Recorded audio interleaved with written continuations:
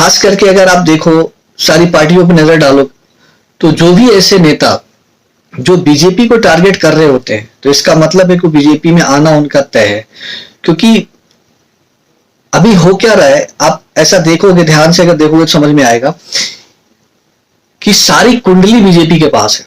किसी भी नेता की कुंडली बीजेपी के पास है शुरू से अंत तक। और हमारे यहाँ जो पॉलिटिक्स है ऐसा तो है नहीं कि सभी साफ सुथरे छवि के आते हैं। शुरू से अंत तक कुछ ना कुछ तो होता ही है। और वो जितनी भी बातें हैं, और सरकार के पास इतनी एजेंसियां होती है कि किसी पे किस तरीके से नकेल कसना है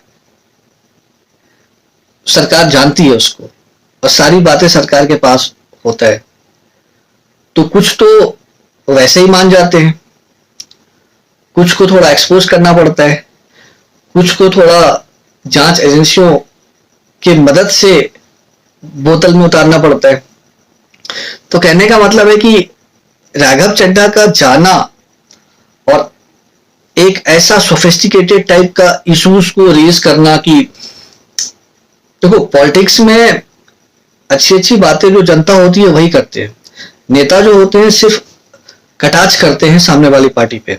तो राघव चड्ढा ने कुछ दिनों से देखोगे तो कटाक्ष करना बंद करके बीजेपी को वो कुछ ऐसा सोफिस्टिकेटेड सा इशू उठाना शुरू कर दिया था उन्होंने, जो लगा कि पॉलिटिक्स में ये चीजें तो होनी ही चाहिए, सुधार तो होना ही चाहिए।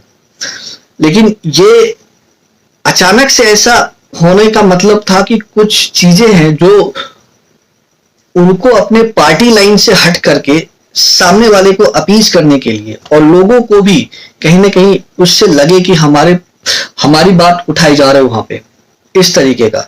तो उस तरीके का मुद्दा उन्होंने उठाया।